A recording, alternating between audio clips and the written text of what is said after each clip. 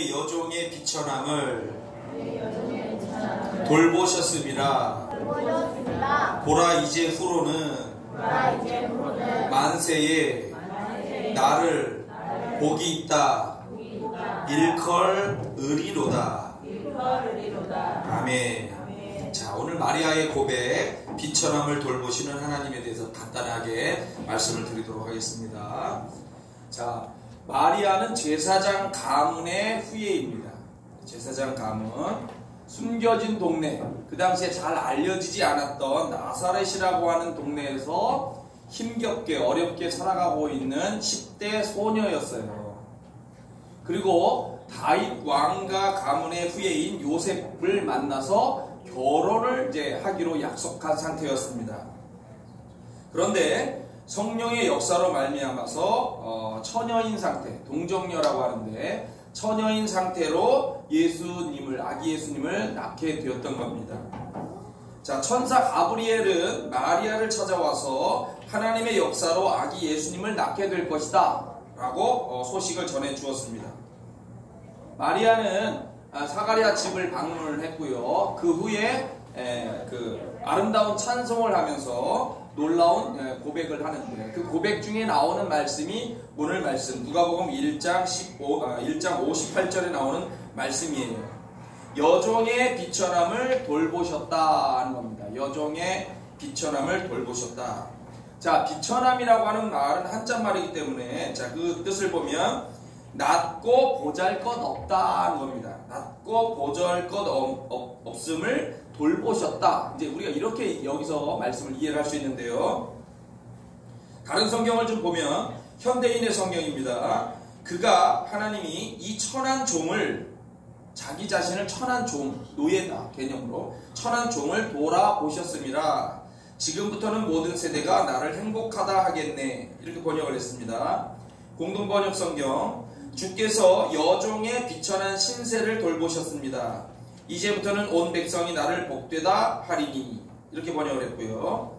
킹 제임스 버전이라고 해서 이거를 우리나라 말로 킹 흠정 성경이라고도 하는데, 자, 이 성경에서는 이는 그분께서, 하나님께서 자신의 여종의 낮은 처지에 관심을 두셨기 때문이라. 보라 이제부터 모든 세대가 나를 가리켜 복이 있다 하리로다 라고 이렇게 번역을 했습니다. 자, 비천이라고 하는 말의 원래 헬라어 단어, 히라버라기도 하고 그리스어라고도 이제 표현을 하는데, 헬라어, 그리스어, 히라버, 이 비천이라는 단어의 뜻은 타페이노신이라는 뜻입니다. 이 말의 뜻은 창피, 굴욕, 낮은 자리, 그리고 우리가 얘기하는 지금 비천, 이렇게 설명을 합니다.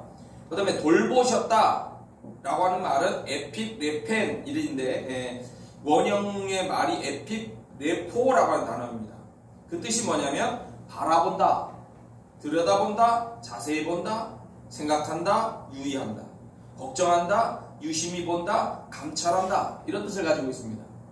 그러니까 마리아가 경험한, 그래서 고백하게 되는 하나님은 어떤 하나님이냐 하면, 하나님은 마리아의 창피, 굴욕, 낮은 자리, 비천함, 즉 낮고 보잘것 없음에 대하여 바라보셨다는 거예요. 들여다보셨다는 겁니다. 자세히 보셨다는 겁니다. 그것을 생각하셨다는 겁니다. 유의, 즉 마음에 두셨다는 겁니다. 걱정하셨다는 겁니다.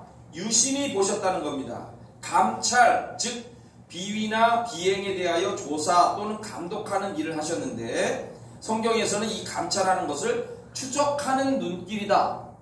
하나님이 나를 추적해본단 말이에요. 그 눈길이 추적하는 눈길, 이런 것으로 표현했어요. 나를 추적하면서 그분이 지켜보셨다, 이렇게 되는 겁니다. 그래서 마리아가 느끼는, 왜 내가 하나님으로부터 택함을 받았느냐 하는 그 의미가 거기에 담겨져 있는 거예요. 뭐냐면 마리아는 하나님이 자신을 택할 만큼, 그 공의롭고 사랑이 많으신 하나님이 나를 택할 만큼 내가 큰 잘못을 저지르지는 않았어요. 그리고 내가 하나님의 뜻 가운데 살려고 애를 썼어요. 하나님을 사랑하고 있어요. 더욱더 중요한 문제, 하나님의 구원을 기다리고 있었던 거예요. 그렇기 때문에 하나님이 나를 택해서 요셉을 만나게 하셨고 요셉과 결혼하기 전에 세상을 구원할 아기 예수님을 낳도록 역사하셨다. 이렇게 고백을 하고 있는 겁니다. 자, 우리는 이 말씀을 통해서 하나님에 대해서 다시 한번 고백할 수 있습니다. 하나님은 이 세상을 지켜보면서 히랍의 신들처럼 그냥 한번 만들어 놓고 무관심한 그러한 신들이 아니라 우리의 삶에 대해서 계속해서 지켜보시는 거예요. 하나님의 마음에 드는 사람을 찾고 계시는 거고 그 마음에 드는 사람을 사용하시는 거고 원통함을 풀어주시고 필요할 때 높여주신다는 겁니다. 창세기 6장 6절 땅 위에 사람 지으셨음을 한탄하사 마음에 근심하시고 땅을 계속해서 보고 있고요. 범죄와 전쟁으로 이렇게 세상이 흘러가는 것에 대해서 하나님이 안타까운 마음으로 근심하다가 결국 이제 노아의 홍수 때 이렇게 심판하시는 것으로도 연결이 됩니다. 창세기 16장 하갈이 자기에게 이르신 여호와의 이름을 나를 살피시는 하나님, 옛날에는 감찰하시는 하나님이라고 번역했어요. 감찰하시는 하나님, 나를 살피시는 하나님이라 했으니 이는 내가 어떻게 여기서 나를 살피시는 하나님을 배웠는고 함이라. 아브라함이 받은 복은 어마어마해요.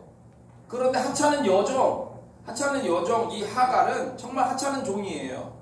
그래서 그냥 그 여종이 기분 나빠서 좀 불편해서 집을 뛰쳐나가고 아이를 데리고 뛰쳐나갔는데 뭐 그냥 나가면 나가는 거지 이렇게 생각할 수 있지만 하나님은 아브라함의 씨인 이 하갈의 아들 이스마엘을 통해서도 큰 민족을 이루어주겠다라고 약속을 해주셨어요.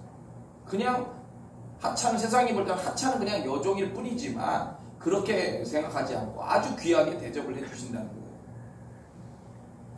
사무엘하서 16장 다윗의 고백입니다. 혹시 여호와께서 나의 원통함을 감찰하시리니 오늘 그 저주 때문에 여호와께서 선으로 내게 갚아주시리라. 이게 무슨 얘기냐면 즉 다윗이 압살롬 아들이 반란을 일으키는 바람에 이 압살롬 반란 사건 때문에 막 도망치고 있는 가운데 자기 대적인 사울의 가문에서 시므이라고 하는 사람이 나와가지고 막 돌을 던지고 흙을 날리면서 다윗을 죽어 마땅한 놈이다 하고서 저주를 막 하는데 내 마음과 처지를 하나님이 알고 계신다는 거죠. 보고 계시다.